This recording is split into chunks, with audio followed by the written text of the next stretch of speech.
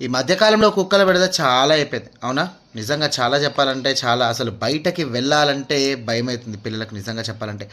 దాదాపుగా ఎన్ని సంస్కరణలు తీసుకొచ్చిన అంటే ప్రభుత్వాలు గానీ, జీహెచ్ఎంసీ గానీ, సంబంధించినటువంటి మున్సిపల్ అధికారులు గానీ, దానికి సంబంధించి కుక్కల బెడదను తప్పించేందుకు కూడా ఎన్ని గైడ్‌లైన్స్ తీసుకొచ్చినప్పటికి కూడా, ఆ కుక్కల దాడి వల్ల చాలామంది కూడా ఇబ్బంది పడుతున్నారు.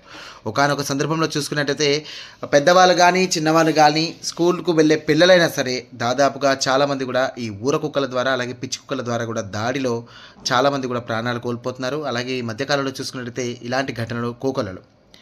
కనీసం కూరగాయల మార్కెట్‌కి వెళ్ళి వద్దామన్నా గూడా అక్కడ కుక్కల గుంపుతో ద్వారా ఎప్పుడు ఎక్కడ దాడి చేస్తాయో అని చెప్పేసి కూడా చాలా మటుకు భయపడుతున్నాం. అయితే దానికి సంబంధించినటువంటి ఇలాంటి ఘటనకు సంబంధించినటువంటి ఒక అంశం ఏంటంటే వీధి కుక్కల దాడిలో ఓ చిన్నారి 3 ఏళ్ల చిన్నారి చూపు కోల్పోవాల్సొచ్చింది.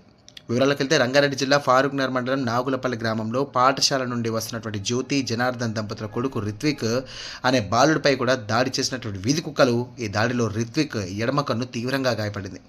ఇక చికిత్స నిమిత్తం హైదరాబాద్ నగరంలోని సరోజినీ దేవి కంటి ఆసుపత్రికి తరలించారు కుటుంబ సభ్యులు.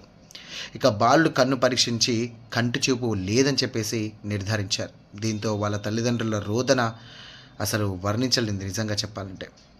ఎక్కడ అసలు ఫాల్ట్ వస్తుందో తెలియదు. ఎవరి వల్ల ఇలాంటి గతులు పడుతున్నాయో కూడా తెలియదు.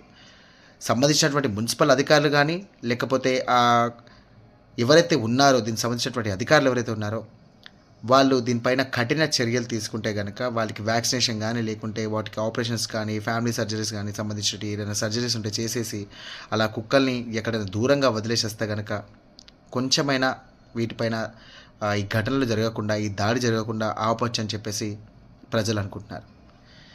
ఇప్పటికే చాలామంది ప్రాణాలు పోతున్నాయి. డాగ్ లవర్స్ కూడా కొంచెం దీనికి సంబంధించి కూడా ఆలోచిస్తే బాగుంటుంది కదా! చూద్దాం. ఇప్పటికైనా ప్రభుత్వాలు మారతాయో లేదో.